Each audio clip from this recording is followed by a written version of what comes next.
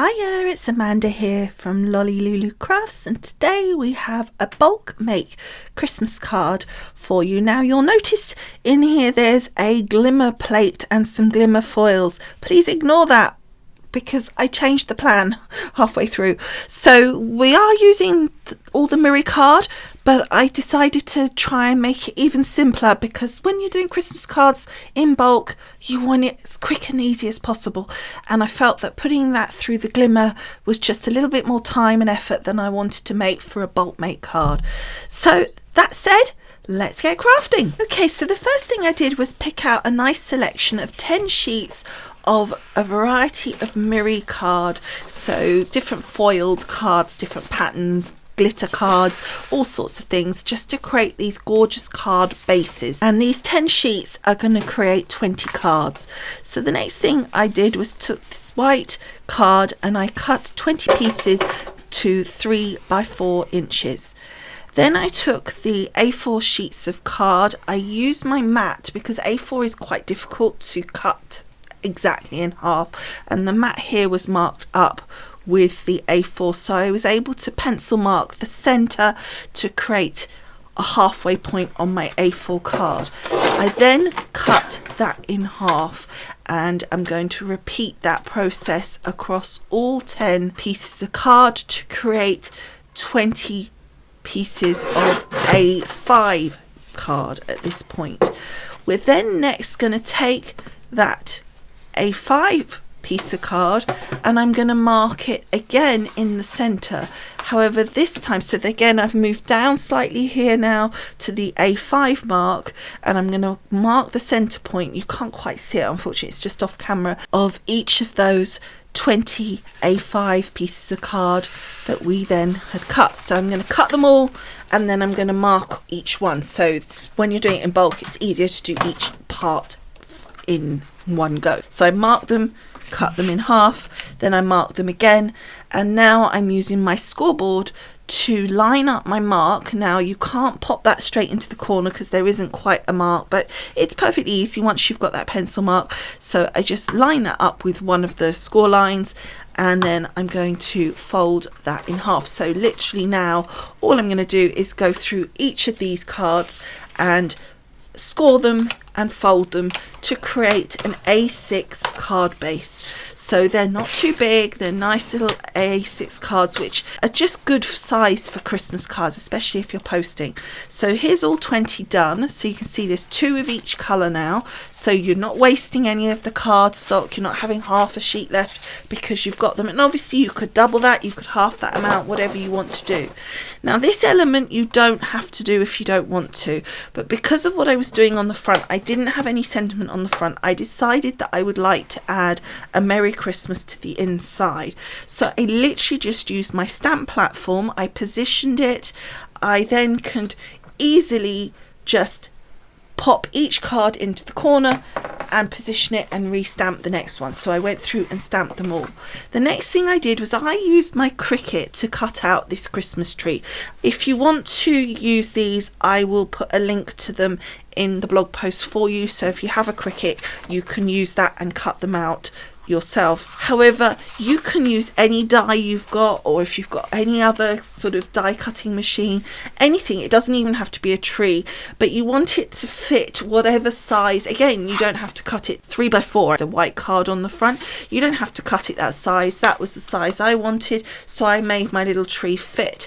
But I took different pieces of foiled cards, some matched the cards, some were complementary to the cards, and I created these little trees. Next I decided, I just felt like it was a bit plain, and again this is a step you don't have to do. If you want to just make it a little bit quicker, again you can miss this bit out, but I took this corner chomper that has this sort of really nice shape to it and I cut round. Originally the plan was just to cut the white, but then I decided it really would look nice cutting the card as well.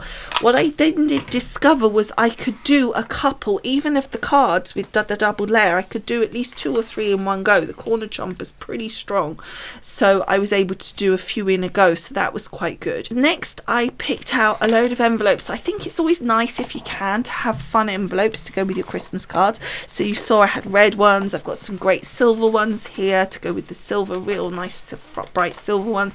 We got some purple ones, some blue ones.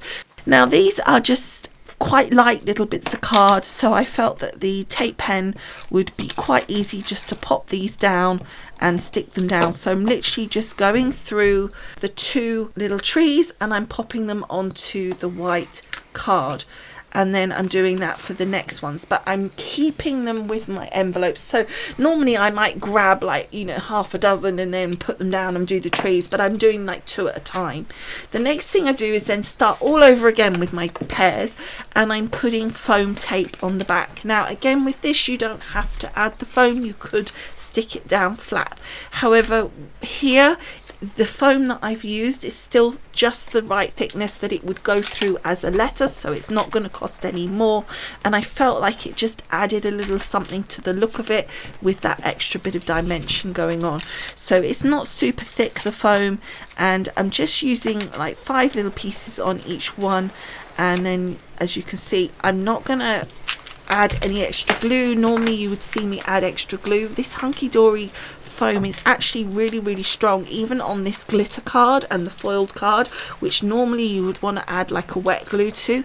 It sticks down really well, so I decided to use my good Hunkydory foam for this because I knew it would save me that extra task of adding a wet glue to be sure that it stayed stuck.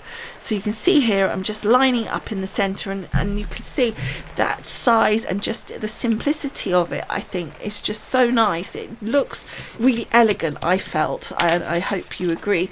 And you can see it's just a very small little bit of dimension, but I think it really does help just add that extra little bit of something to it. And the same with the envelopes, I think that just makes it that little bit more.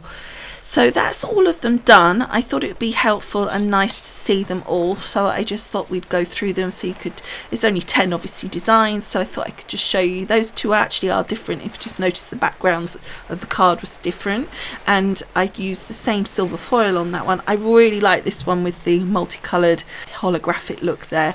These ones actually are super shiny, the glitter. It's not coming out so good on the camera, surprisingly, considering the lighting, but and this one I really loved. The purple I thought was great, and again the envelopes are not showing so good here, but the lovely lilac envelope looks really great.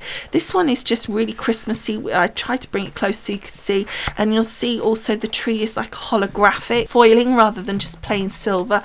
This one is stunning in real life. The glitter is just like boom in your face, and I thought this was gorgeous, the green and sort of the panel across the bottom of the snowflakes. Then again we've got like the Christmas baubles here, and I just picked out a plain tree. I felt like the design wouldn't work. The same for this one, I felt like the embossed design would be lost on the tree, so I just used that sort of holographic-y red card, and I thought that looked really cool. So that is it, 20 cards, really easily done. As I said, you can use anything on the front, it would really work, whatever. I just thought the tree was really cool.